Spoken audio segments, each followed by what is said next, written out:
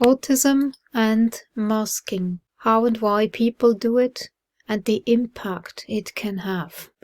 The camouflage hypothesis. Although researchers and healthcare professionals didn't use the word masking until relatively recently, there has been some awareness that autistic people can hide their autism, whether or not they are aware of doing so, and that this might impact their support and well-being.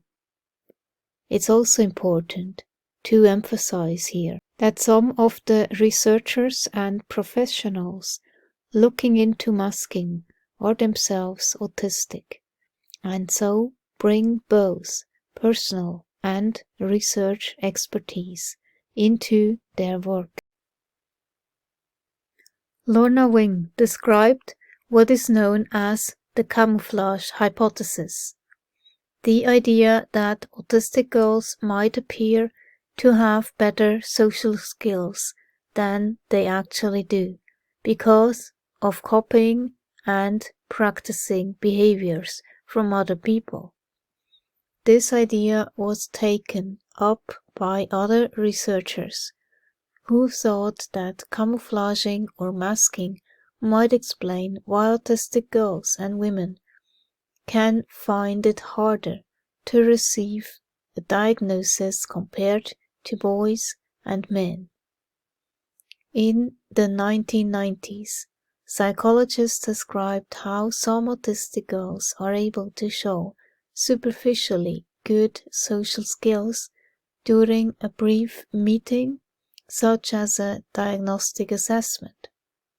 This means that their true difficulties getting on with other people might not be obvious to some who doesn't know them well. However, these girls would struggle to fit in with large groups or other children over longer periods of time. Yeah, and oftentimes teachers, they will just observe a different behavior. I started pretending to fit in actually because teachers were complaining about me not making friends, being shy and stuff like that. But then later on I was also labeled as dreamer or not interested in the lectures or needing too much help from the girl that sat next to me. So I stopped asking. But I would have needed this support, context.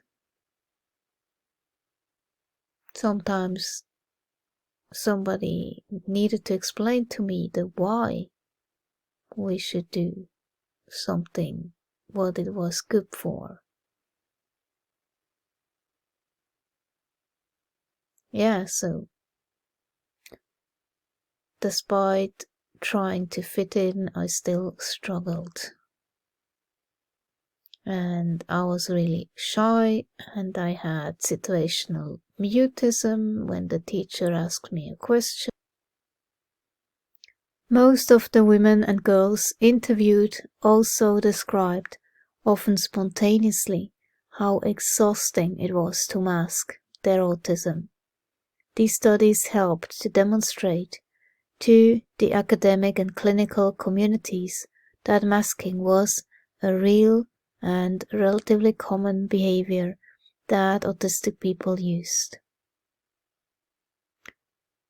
Yeah, and then there is that pressure to fit in, and you don't want to draw negative attention to yourself, right?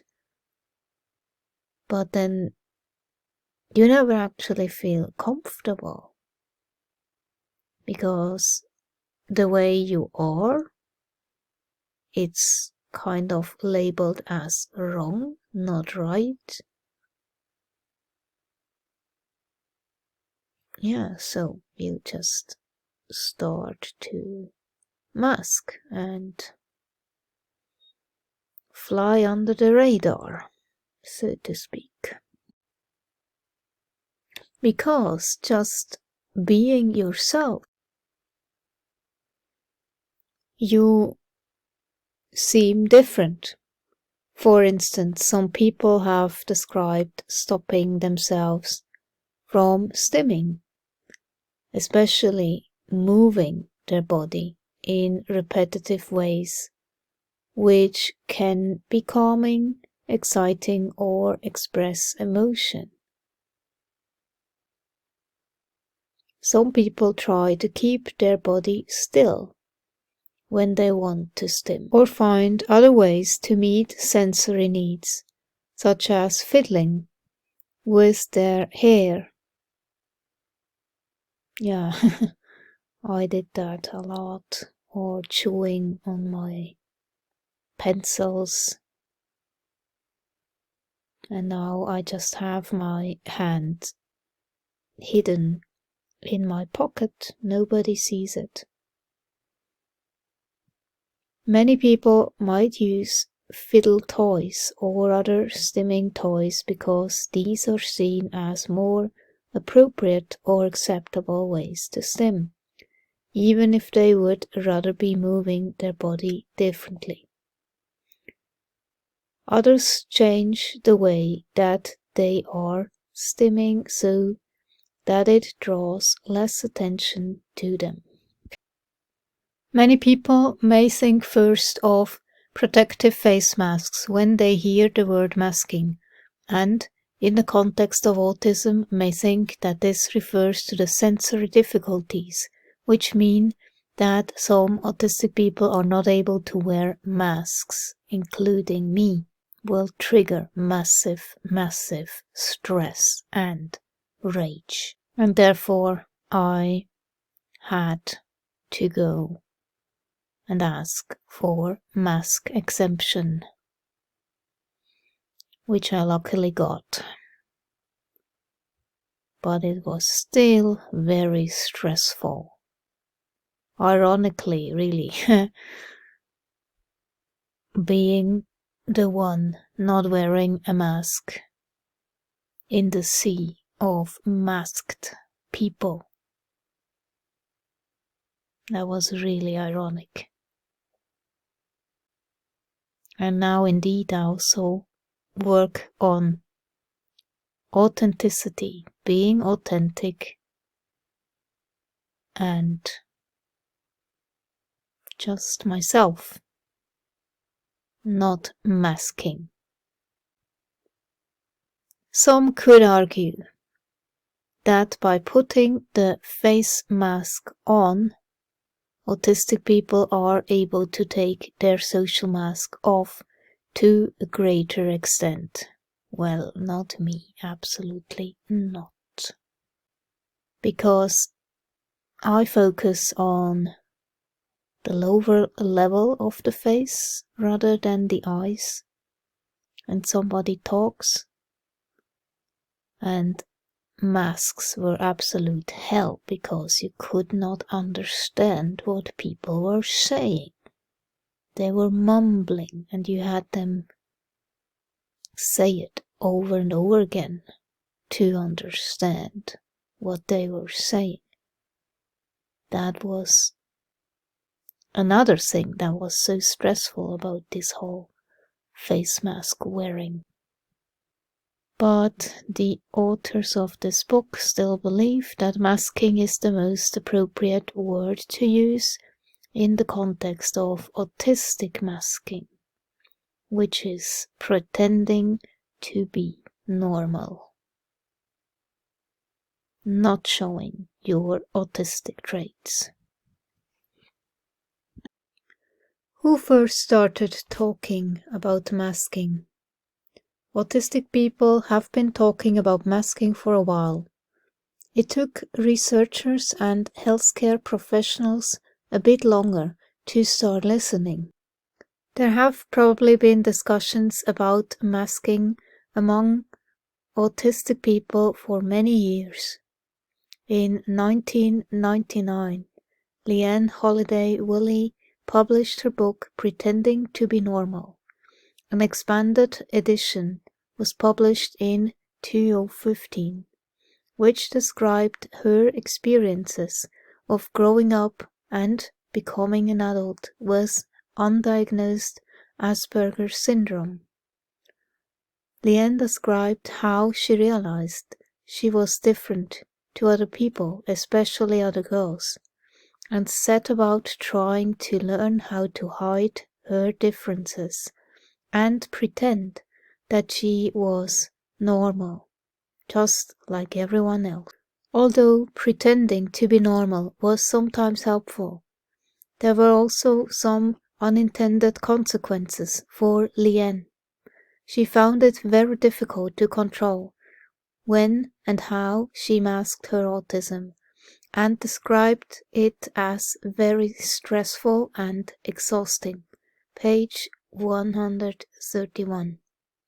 When her younger daughter received an autism diagnosis, Leanne realized that she herself experienced many of the same difficulties with understanding other people as her daughter did, and shared some of the sensory preferences.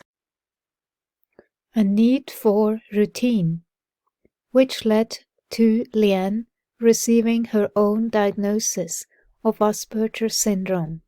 In the expanded edition of the book Holiday Willy 2015, Leanne talks about being happier when she doesn't have to pretend, and much more comfortable with her Aspie self now. She has an official diagnosis. You might hear or see people talking about masking, compensation, or camouflaging.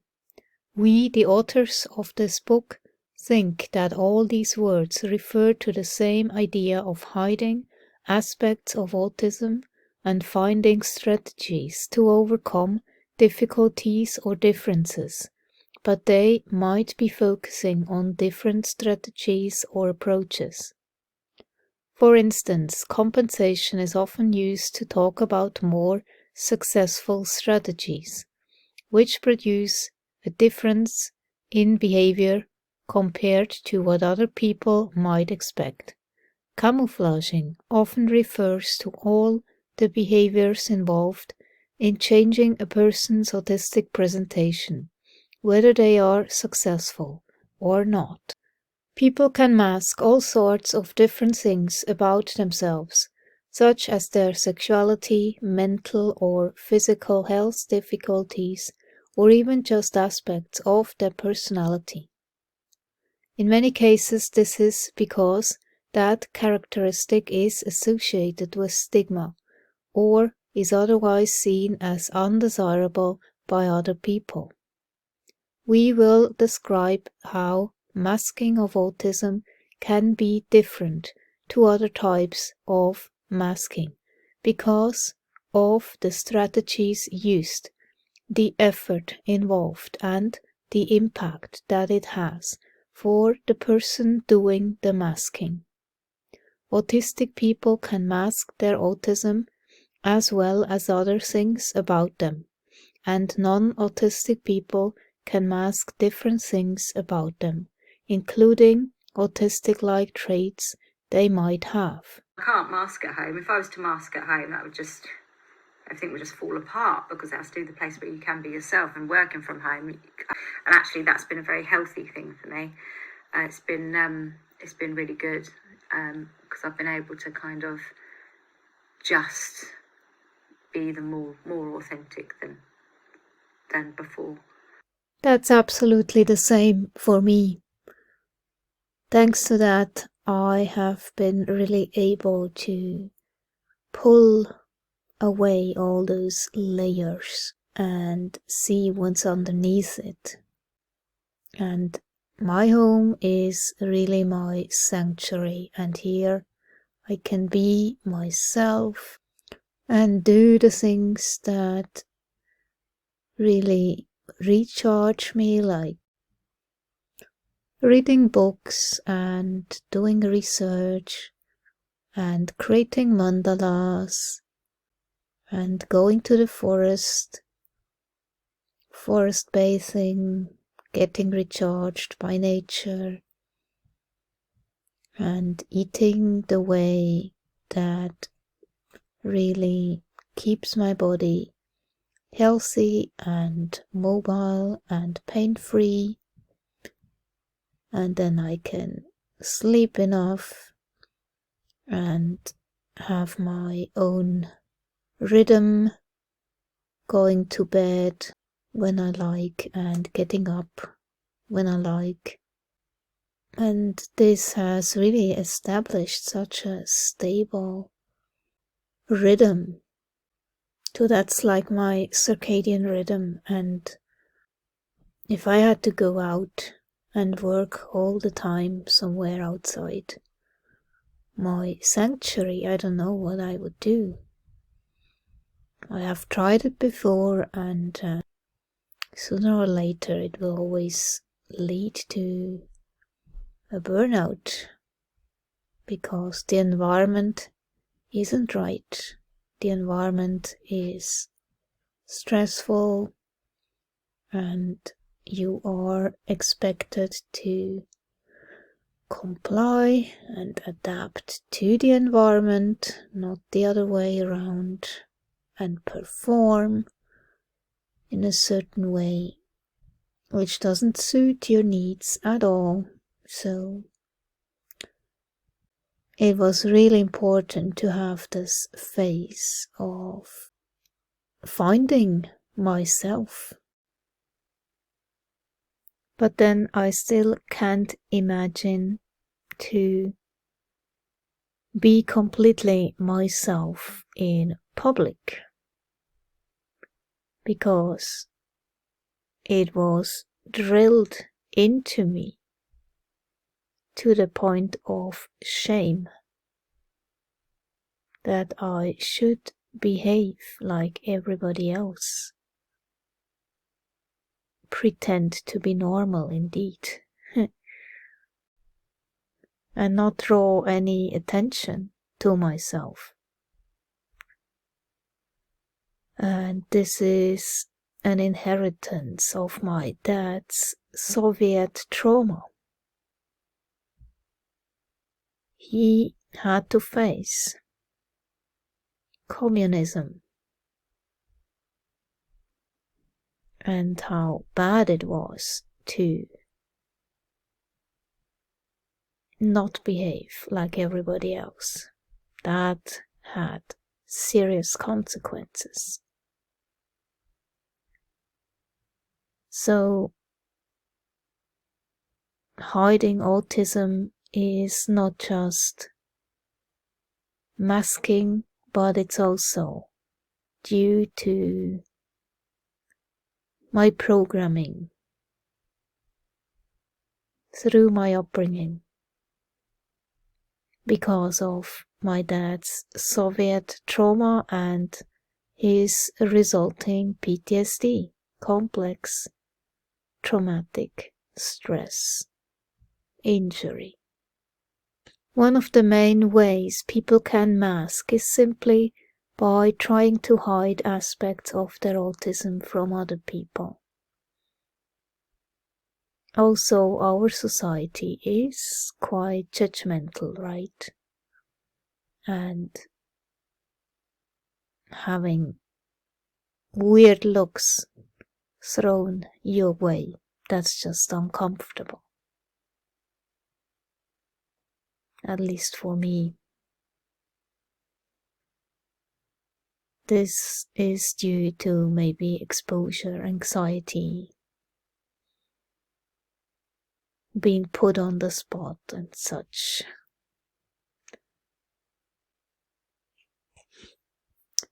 This might be done consciously or without even being aware of it. As we will learn in the next chapter, many autistic people may have learned to mask automatically even before they knew they were autistic. We will see more of the reasons why autistic people might feel the need to mask. Hiding your autism can involve stopping yourself from doing things that make you seem autistic or just seem different to other people because of your autism. Yeah, that's just kind of automatic. Because you want to belong and not be weird, right? This is something the autistic person can't control, even if the other person thinks they are making fun of them. It is an automatic response adjusting behavior to be similar to that of other people around them. Instinctive masking often occurs when someone feels particularly stressed or under pressure. They might be so overwhelmed by the social situation that they find another person to copy as a way to get through it. Yeah, you just look around and see how do other people behave, and then you just copy it. Sometimes this can be indeed helpful, as it gets you through the situation. Different types of masking. There are different types of masking, such as instinctive, subconscious, ingrained, and active masking, among others. Below, we discuss some of these types of masking and how they can be experienced by autistic people. It is worth noting that these subtypes of masking have not all been explored in autism research yet, and these distinctions come more from lived experience accounts than anything else at this point. Instinctive masking is when a fear response deep in the brain sets off a survival instinct. It can be seen as similar to the way trauma survivors may be hyper-aware of other people nearby or be hyper-vigilant to possible threats in their area. Some people liken it to the freeze response of the fight, flight, or freeze trope. The instinct to become still if we see a predator, to not draw attention to ourselves, and to wait until the danger has passed. For autistic people, this can be an instinctive move to hide their distress or pain when they are in a position of stress or risk. That describes me to a T when I indeed feel threatened and cannot remove myself of the situation. And fighting is usually not an option, especially if you are programmed through childhood experiences not to fight, not draw any attention to yourself, because it makes everything worse. So you freeze, you play dead, you go mute, maybe, and it's a survival response, indeed. Play possum. But it's not a fun state to be in, not at all, because you feel anxious. You are very stressed. And of course, the reaction you have in your body, adrenaline released and long-term cortisol. This has an impact on your health. Subconscious masking is developed in reaction to someone's life history. It is the mask that they have created and internalized to a point that they don't think about it, particularly around specific triggers.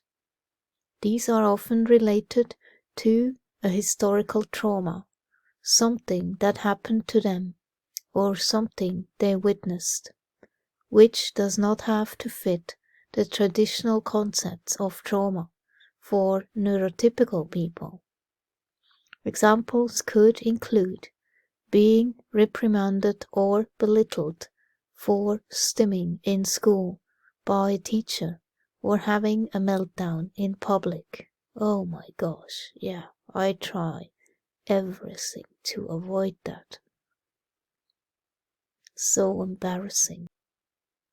Resulting in a negative reaction from an authority figure, which are then embedded in memory.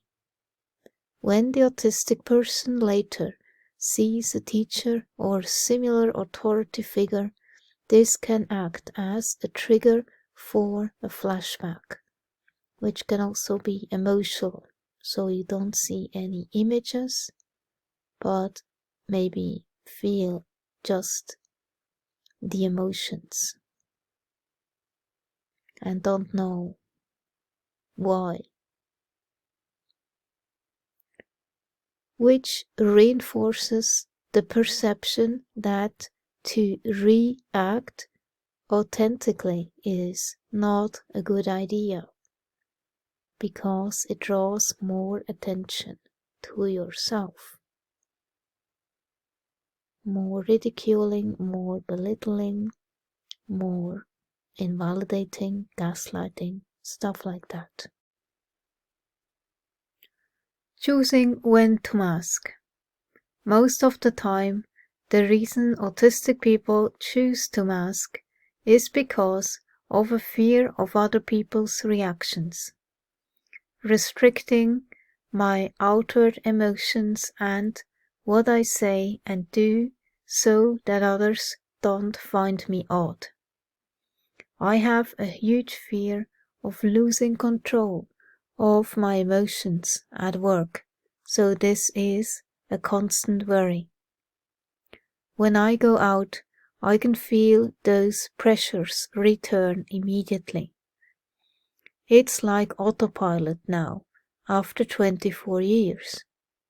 It's a sort of survival instinct, because I'm scared of the reactions of people if they were to see me stimming or not communicating verbally. They might not understand. When I'm out in public, I am anxious, stressed, and on high alert constantly. It's exhausting. It doesn't get easier despite how long you've been experiencing it. That describes me to a T. Face a lack of autism knowledge and understanding among the academic and pastoral staff. This can lead to stigmatizing attitudes from those staff and from some other students also, or co-workers. As for any minority or stigmatized group, encountering and having to deal with these attitudes can contribute to worse long-term outcomes and mental health for autistic students, leading to many feeling that dropping out is their only option regardless of how academically capable they are. Many autistic students report feeling isolated, stressed, anxious, or depressed. Conscious masking is the active recognition that the current situation is not comfortable, does not feel like a safe place to be your authentic self, or requires a specific way of presenting yourself for some reason. An autistic person may then feel that they need to engage with masking strategies to get through the situation until they can leave and get to somewhere they feel safe, to drop that mask. Again, it's about feeling safe. And so often you don't feel safe. In an environment that will judge you, devalue you, belittle you, criticize you, etc. This type of masking involves processing and reflecting on the situation, recognizing that it is in some way difficult, actively choosing what masking strategies to deploy, and working out how to extract themselves without drawing unwanted attention, often the whole point of the mask in the first place.